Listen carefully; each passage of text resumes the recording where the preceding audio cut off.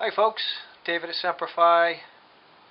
Typically on a low power LED product you will see a bunch of LEDs with a resistor typically. The resistor isn't this big, typically they're small.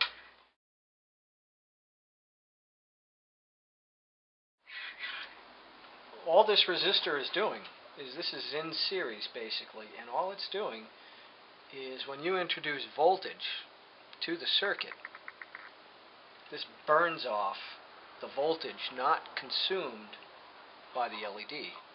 An LED at a particular drive current will have a corresponding forward voltage, DC voltage. So if this LED is being driven at 350 milliamps, it will tell you the rating of it. It typically, depending on the color and whose LED it is and temperature, all those factors. So this resistor, and see that's a challenge again when you ballast LEDs with a resistor. The manufacturing tolerances with every product.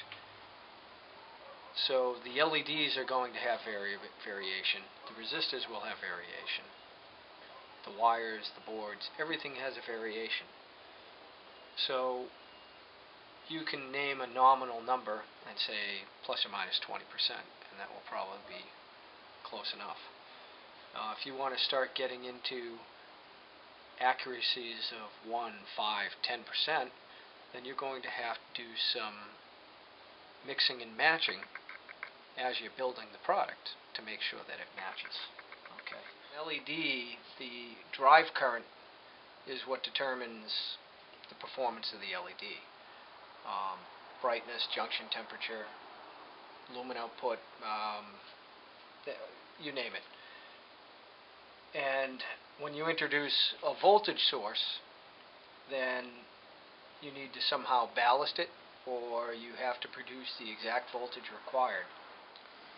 So this is one example of an LED strip using low power LED. You see how there's 3 individual die. So each one of those LEDs, it divides the current. So this strip, I believe, is supposed to give 60 milliamps, divides it, and puts 20 milliamps on each. Now I'm at, this is at 8 volts DC, and you'll see it goes off just under about 7.5 volts. It will go off. This type of LED product is made so you can cut it.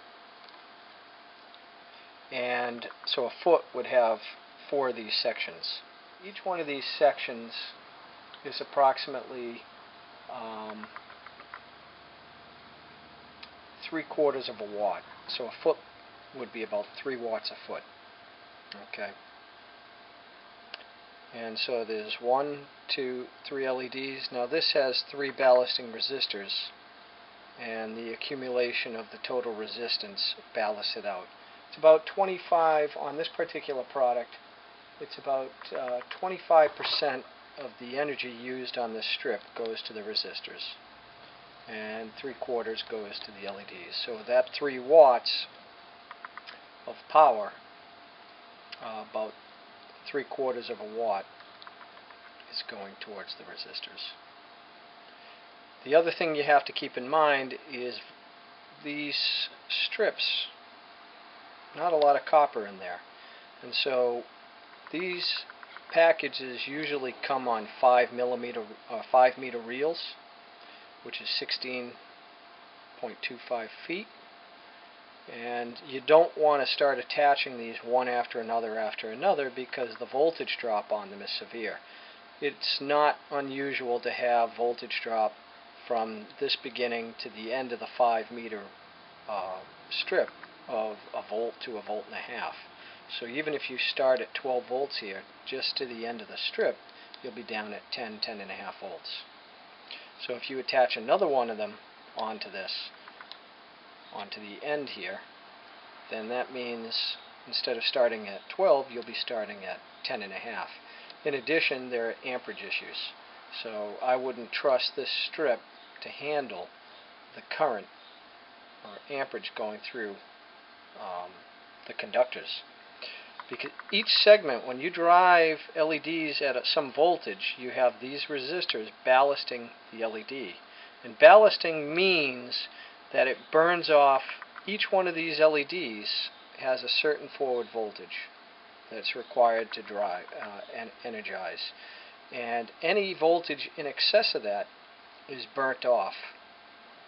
And that's the efficiency, the amount of voltage burnt off. It basically, there's a few factors in there, but in essence, that determines what the actual drive current is. So on this, the drive current is targeted at 60 milliamps when it receives 12 volts.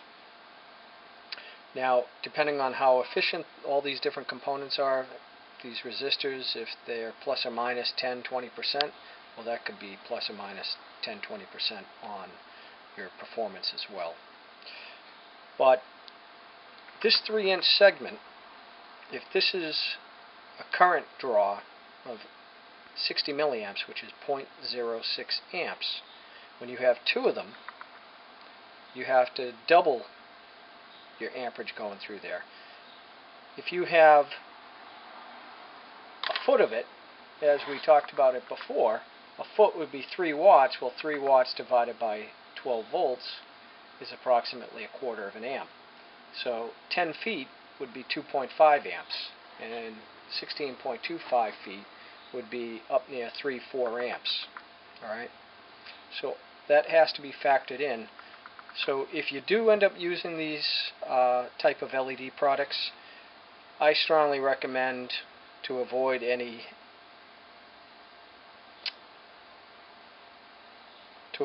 mistakes. Simply run a separate home run back from each strip to the power supply. The spacing on these things is so tight. I'll just show you this. If I just take this little screwdriver, and I'm shorting it out. Not a lot of spacing there. Obviously, you're not going to hurt your finger because it's low voltage. If you did that with line voltage, then I'd be jumping around in my seat right now. But this will get warm. The other thing that I strongly recommend, anybody who uses any LED product, people are excited because this comes with some sort of sticky back, and they glue it onto their drywall, their wood, whatever they're doing. I strongly recommend that you get some thin aluminum. 040 should be fine, and it could be even something like this. If you found this in a piece of aluminum, you can just have some drilled holes and mount this to whatever you're mounting to, and then take your LEDs and mount your LEDs onto the aluminum. This will greatly increase the life of your product, because all this heat, it's going nowhere right now. And people will say, yeah, but it's only 3 watts a foot, you said. Well, 3 watts a foot, that's still heat. So it's a minor cost, but if you plan on having a long-lasting installation, that may be beneficial. In addition, if this is not in an extrusion, you may want to take some dielectric material, something that will cover these. Even though it's low voltage, you might want to put something over that. Even a piece of dielectric tape, not scotch tape, dielectric tape, which we went from 350 up to half an amp, 500 milliamps, and we're at 15.1 volts. And how much of that is LEDs and how much is it resistor? 6 volts is going across the resistor. So 6 volts times half an amp, that's 3 watts. So 3 watts, it's like having a 3-watt light bulb right there. Okay. Whereas this, the whole circuit is 7.5 watts. We just said we were burning 3, so this is burning 4.5 watts. This is burning 3 watts. Okay, so you'll see that there's a trade-off for a ballast resistor, and that's why you typically don't see this used with high power LEDs, because you burn a considerable amount of heat, which then just can't realistically be put into a package and expected to survive. LEDs, I really don't care what people are telling you about our LEDs designed to be operated on the sun and can handle the heat. No, they can't. LEDs don't like heat. No electrical product likes heat. So do yourself a favor, and anytime you have a choice, take the drive components out of the package. Put them in an area that can be serviced. Eventually this stuff's going to die. It's just a question of how soon, depending on operating conditions at the job site, drive currents, power quality, obviously ambient temperatures, humidity levels. So if you put just the LEDs in a package and you drive them with a remote power supply, then you're getting the heat out of the package, which helps the LEDs.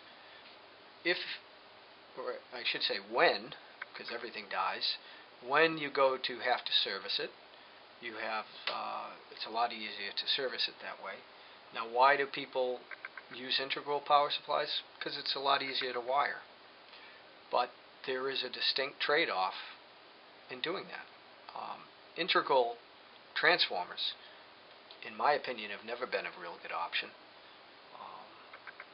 And it's even a worse option with LEDs for the multitude of reasons that I've mentioned.